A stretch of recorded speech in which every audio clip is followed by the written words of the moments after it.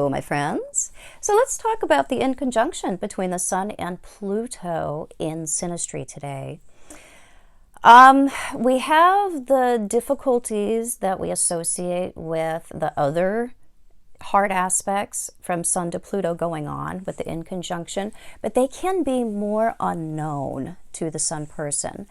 The Sun person can have that same feeling of, I will be changed, I will be altered, but not be as moved to get out of the influence or the area of the Pluto person. Because with the square or the opposition, a lot of times with the conjunction, we can feel more of a conscious unease because we feel that we're going to be changed or altered in some way. It's a threat to the identity, Pluto in the difficult aspects. Because Pluto is where we are moved to change the people around us, where we are in change and where we will alter others, where we will mutate others around us.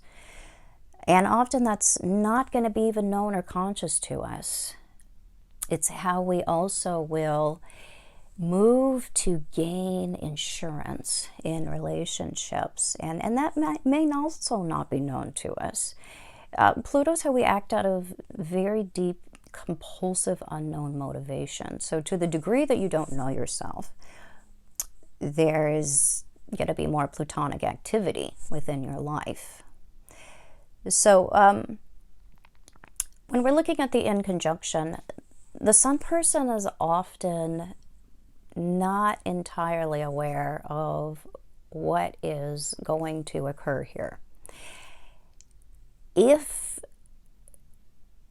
we have plutonic threads in the Pluto person's personality, if they have Pluto in significant aspect to inner planets, if they have planets in Scorpio, if they have 8th house contents, we're particularly looking for Pluto in hard aspect to inner planets. Sun, Moon, Mercury, but more so Sun, Moon, Venus, Mars, Pluto in difficult aspect to the ascendant, which would also lead it to be in a difficult aspect to the descendant. That's going to also put us in that frame of learning through plutonic experiences. And then if we have the Sun person who has a weaker identity, struggling with Sun issues, if they have an aspect from Pluto to their Sun, particularly a hard aspect, Sun in water signs, Sun in the 12th house, a Sun in the 4th or the 7th, it can be more likely that we will get into some unhealthy power dynamics that the Sun person may be very unaware of. We tend to be more aware of the Pluto person's influence with all of the other aspects between the Sun and Pluto, but the inconjunction is deeply unconscious and often results in physically, emotionally, mentally unhealthy outcomes because of the chronicness of which we'll engage with each other without understanding what is afoot. Also lead to difficult health, mental, emotional conditions in the natal chart as well, at that same dynamic. So with the inconjunction, it can very much increase the likelihood that we will fall into a trance of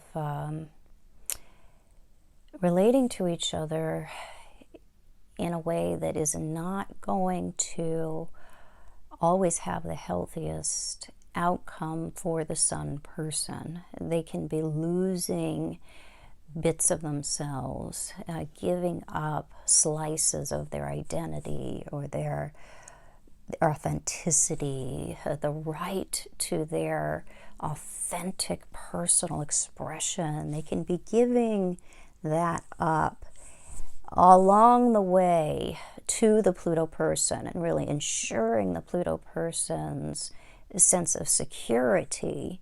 And both of us are going to be very much unaware of this. So the Pluto person can be weakening the Sun person. The Sun person can be engaging in this without even understanding that this is taking place. So over the course of time, the vitality in the Sun person, so that's what the Sun very much represents, our physical vitality, our ability to shine, the energy that really is the center of it all. So the Sun person can be having that diminished over the course of time. So it's got a very slow solar eclipse that we don't understand is occurring until 95% of the energy has been blocked out. And that's often when the Sun person is going to have to extricate themselves from the relationship or create some very, very different and distinct boundaries within the relationship, and then be prepared to enforce that for 6 months to a year, because the Pluto person will try to get things back to the way they used to be, because that's where things were safe. And the Pluto person can be very, very threatened themselves when the Sun person discovers that their vitality, the right to be themselves, their health, that has been diminished to the point that they have to take action. And the Pluto person then is very, very much shook up by that. And that's when the Pluto person can go through some very necessary changes within themselves and really start to find the sources of security that are more authentic outside of how they have gained control and secured themselves through relating to the Sun person. So there's a very unconscious trance that we both fall into with the inconjunction. And if this isn't a family relationship, particularly in a parent-child relationship, we can be unaware of how we are impacting each other's emotional and physical and mental health, and really need to put distance between the two of us, physical distance, in order to be able to maintain those boundaries or to reestablish boundary. Maybe we will be able to live within proximity to each other in the future, but that would be after we really change the way in which we relate to each other, because the Sun person's going to have to be very much on their toes, very, very much always looking for, very aware of how we're going to have this push or this stress on those boundaries that we've created. So we're always going to have to be actively asserting rules that are within that way that we've renegotiated the relationship. So there's a very passive side to the inconjunction that then, once we realize my capacity to deal with this isn't there anymore, that leads to a very active side of the inconjunction, where we're always going to have to remain awake so we don't fall back into that pattern of total unconsciousness. So there's a lot of self-recognition that the Sun person will come to that's often after their self-recognition has been diminished to the point that they have to salvage that through oftentimes some pretty drastic measures. So, hope you found this helpful. If you did, please subscribe to my channel. Follow me on Patreon, where I do upload regular course materials, I will be doing lives. You'll have access to my new farm and garden blog. There's good things going on over there. So check me out on Patreon.